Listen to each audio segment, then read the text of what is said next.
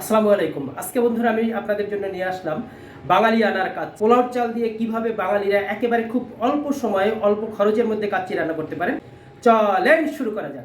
1 KG চালের কাচ্চি রান্না করতে আমি 2 কেজি পরিমাণের গরুর মাংস নিয়েছি। দিলাম এর মধ্যে টক দই, দিলাম টমেটো সস, দিলাম গুঁড়ো মরিচ, এবারে দিলাম জিরা পেস্ট, এবারে আদা রসুন পেস্ট, এবং দিয়ে দিলাম হচ্ছে বেশি পরিমাণে একটু আদা ব্যবহার করতে হয়, আদা দিয়ে দিলাম 1 মুঠ কাঁচা পেঁয়াজ, 2 মুঠ পরিমাণে ভাজা পেঁয়াজ, এবং দিলাম 4-5টা এলাচ, দিলাম কাচ্চির মশলা। এখন এগুলোকে ভালোভাবে মিশিয়ে নিতে হবে। মনে রাখবেন এই মাংসটা কিছু সময়ের জন্য ম্যারিনেট করে রাখতে হবে। এখন পেঁয়াজ এবং আলু ভাজার যে তেলটা ছিল সেই গরম তেলটা এর মধ্যে দিয়ে দিলাম। এখন এটাকে রেখে দিলাম ম্যারিনেটে। এটা তৈরি করার জন্য আমি প্রথমে 1 চামচ পরিমাণে শাহি জিরা দিয়ে দিচ্ছি পানির মধ্যে, দিলাম 4-5টা এলাচ, দিলাম দারুচিনি, দিলাম 3-4টা তেজপাতা। এখন আমি মাংসটা ম্যারিনেট করে রেখেছিলাম, তার মধ্যে আমি ভাজা আলুগুলো সুন্দরভাবে সাজিয়ে দিলাম।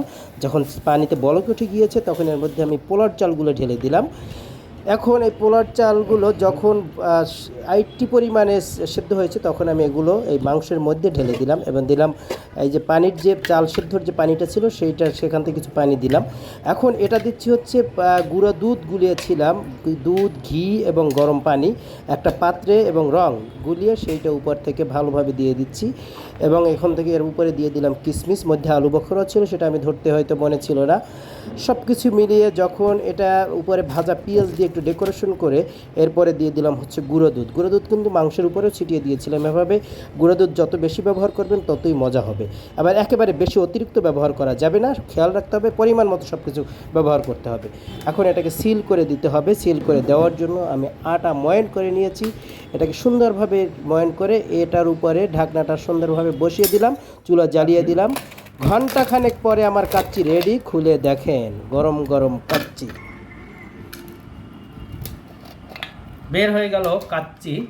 আটার কাইগুলো খুলে ফেলতে হবে।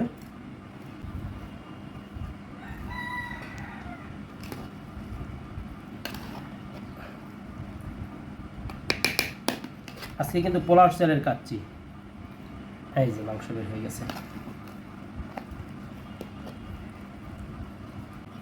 আমি এখন একটু টেস্ট করি, আপনাদেরকে জানাই কেমন হলো। আলু, এক পিস আলু। বিসমিল্লাহির রহমানির রহিম। মাংস গলে গেছে, ওই যে মাংস সেদ্ধ হয়ে গেছে একেবারে। এক্সিলেন্ট। তাহলে বন্ধুরা সবাই ভালো থাকবেন, ভিডিওগুলো দেখবেন এবং শেয়ার করবেন। ধন্যবাদ সবাইকে। আসসালামু আলাইকুম।